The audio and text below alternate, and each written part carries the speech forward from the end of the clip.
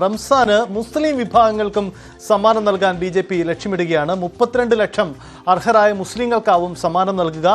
സൗഗൌദ് E Modi ക്യാമ്പയിന്റെ ഭാഗമായിട്ടാണ് മുസ്ലിം വിഭാഗങ്ങൾക്ക് റംസാൻ നൽകുക. മുമ്പ് ക്രിസ്ത്യൻ ക്രൈസ്തവ വീടുകളിൽ ബി.ജെ.പി. കേക്ക് വിതരണം ചെയ്തിരുന്നു. അതിന് സമാനമായ മറ്റൊരു നീക്കം കൂടിയാണ് ഉണ്ടാവുന്നത് എന്ന പ്രത്യേകതയുണ്ട്. രഞ്ജിത്ത് പറഞ്ഞ് അവസാനിപ്പിച്ചതിന്റെ തുടർച്ചയാണ്. അങ്ങനെയെങ്കിൽ ഇതര മതവിഭാഗങ്ങളെയും ആകർഷിക്കുക എന്നൊരു പുതിയൊരു നീക്കം അതും കേരളത്തിൽ പ്രകടമാക്കുകയാണ്. തീർച്ചയായും അതാണ് സംഭവിക്കാൻ പോകുന്നത് സജിത്ത്. വളരെ പ്രധാനപ്പെട്ട ഈ നീക്കം തന്നെയാണ് ബി.ജെ.പിയുടെ ഭാഗത്തുനിന്ന്. അതുതന്നെയാണ് നമ്മൾ നേരത്തെ പറഞ്ഞത്. കേരളത്തിലെ ബി.ജെ.പിയുടെ നയം മാറുന്നു, കേരളത്തിലെ ബി.ജെ.പിയുടെ നിലപാടുകൾ മാറ്റുന്നു. ഇനി അനാവശ്യമായ വിഷയങ്ങളിൽ ഇടപെടൽ ഉണ്ടാവില്ല. പരിവാർ സംഘടനകൾ അല്ലെങ്കിൽ സംഘപരിവാർ പ്രസ്ഥാനങ്ങൾ ഏതെങ്കിലും തരത്തിൽ ഇത്തരം വിഷയങ്ങൾ അഭിപ്രായം പറഞ്ഞാൽ അതിനെ പിന്തുണയ്ക്കാൻ ബി.ജെ.പി. ഉണ്ടാകില്ല.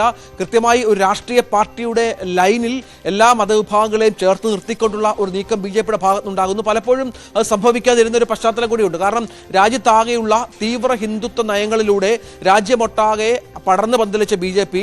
പല സംസ്ഥാനങ്ങളിലും കടന്നു കയറാൻ പറ്റാത്ത പല സംസ്ഥാനങ്ങളിലും അധികാരം പിടിച്ച ബി.ജെ.പി.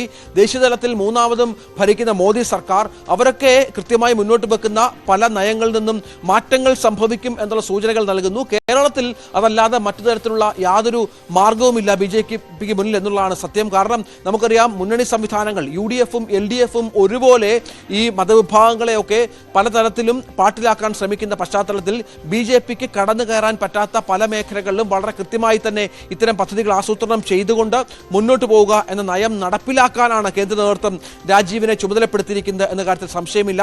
അതനുസരിച്ച് ഇനിയുള്ള ദിവസങ്ങളിൽ കാര്യങ്ങൾ മുന്നോട്ട് പോവുകയും ചെയ്യും.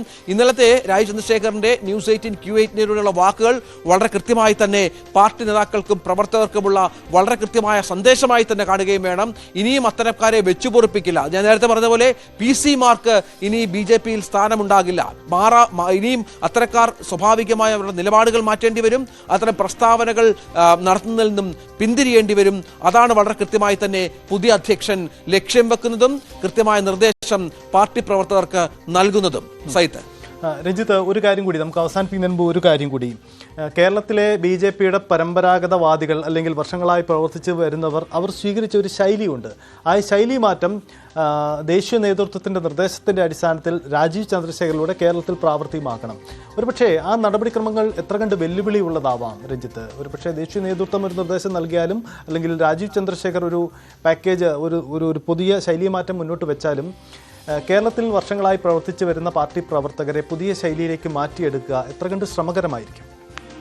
തീർച്ചയായും അത്തരത്തിലൊരു വലിയ വിഭാഗം ബി.ജെ.പിയിൽ ഉണ്ട് എന്ന കാര്യത്തിൽ സംശയമില്ല. ഹിന്ദുത്വ ആശയങ്ങളോട് ചേർന്ന് നിൽക്കുന്ന വലിയൊരു വിഭാഗം. കാരണം അവർ വളർന്നു വന്ന അല്ലെങ്കിൽ അവർ പാർട്ടി പ്രവർത്തനവുമായി ചേർന്ന് നിൽക്കുന്ന സാഹചര്യമൊക്കെ അതാണ്. പക്ഷെ അവരും വളരെ കൃത്യമായി തന്നെ നയം മാറ്റേണ്ടി വരും. സമീപകാലത്തായി ഇപ്പോൾ നമുക്കറിയാം, ക്രിസ്ത്യൻ വിഭാഗങ്ങളെ ഒപ്പം ചേർക്കാനായി ബി.ജെ.പി. നടത്തിയ കൊണ്ടുപിടിച്ച ശ്രമങ്ങളുണ്ട്.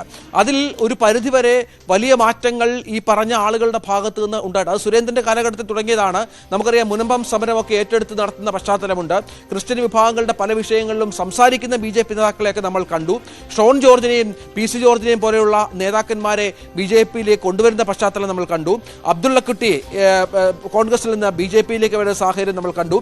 അൽഫോൺസ് കണ്ണന്താനത്തിനെ മന്ത്രിയാക്കിയ സാഹചര്യം നമ്മൾ കണ്ടു. അങ്ങനെ നിരവധി നേതാക്കളെ ബി.ജെ.പിയുടെ ഭാഗമാക്കാനുള്ള ശ്രമങ്ങൾ നടത്തുന്നുണ്ട് എന്നുള്ളതാണ്. ഇത് ഈ വാതിൽ തുറന്നിടുന്നത് അസംതൃപ്തരായ മറ്റ് പാർട്ടികളിലെ അസംതൃപ്തരായ മറ്റ് വിഭാഗങ്ങളിൽപ്പെട്ട മറ്റ് മതവിഭാഗങ്ങളിൽപ്പെട്ട ആളുകൾക്കും സ്വാഗതം എന്നുള്ള ലക്ഷ്യം തന്നെ ഇപ്പോൾ ബി.ജെ.പിയുടെ ഭാഗത്തുനിന്നുണ്ട് എന്നാണ് മനസ്സിലാക്കുന്നത്. സ്വാഭാവികമായും അത്തരത്തിലുള്ള നീക്കവും ഇനിയുള്ള ദിവസങ്ങളിൽ പാർട്ടി അധ്യക്ഷന്റെ ഭാഗത്ത് നിന്ന് ഉണ്ടായേക്കാം എന്ന കാര്യത്തിൽ സംശയമില്ല. അത്തരം കാര്യങ്ങളും അന്തരീക്ഷത്തിൽ കേൾക്കുന്നുണ്ട്. അത്തരത്തിലുള്ള നീക്കങ്ങൾ തന്നെയാണ്. സൈത്ത് നേരത്തെ പറഞ്ഞതുപോലെ ബി.ജെ.പിയിലെ പാരമ്പര്യവാദികളൊക്കെ ഉണ്ട്. ഇത്തരം നയങ്ങളുമായി ബന്ധപ്പെട്ട് പോകുന്നവരെ അവരെ അനുനയിപ്പിക്കുക, അവരെ കാര്യങ്ങൾ പറഞ്ഞ് മനസ്സിലാക്കുക, രാഷ്ട്രീയ സാഹചര്യം സാമൂഹ്യ സാഹചര്യം അവരെ ബോധ്യപ്പെടുത്തുക എന്ന വലിയ ലക്ഷ്യം കൂടി രാജീവ് ചന്ദ്രശേഖറിന് മുന്നിലുണ്ട് എന്ന കാര്യത്തിൽ സംശയമില്ല. സൈത്ത് രഞ്ജിത്ത് പറഞ്ഞതുപോലെ, അതായത് ഒരു ശൈലി മാറ്റം ബി.ജെ.പി. ലക്ഷ്യമിടുന്നു കേരളത്തിൽ. അത് രാജീവ് ചന്ദ്രശേഖർ ദേശീയ നേതൃത്വത്തിന്റെ നിർദ്ദേശം നടപ്പിലാക്കാൻ ശ്രമിക്കുമ്പോൾ കേരളത്തിൽ അത് എങ്ങനെ പ്രകടമാകുമെന്നതാണ്. സ്വാഭാവികമായും ഇടതു വലത് രാഷ്ട്രീയ കേന്ദ്രങ്ങൾ ഇതിനോട് നടത്താൻ പോകുന്ന പ്രതികരണവും നിർണായകമാണ്. എന്തായാലും ന്യൂസ് 8 നൽകിയ അഭിമുഖത്തിൽ രാജീവ് ചന്ദ്രശേഖർ ഈ ശൈലി മാറ്റത്തിന്റെ സൂചന നൽകുമ്പോൾ മറ്റ് രാഷ്ട്രീയ കേന്ദ്രങ്ങളുടെ പ്രതികരണവും വരുന്ന മണിക്കൂറുകളിൽ നമുക്ക് പ്രതീക്ഷിക്കാം. ന്യൂസ് 8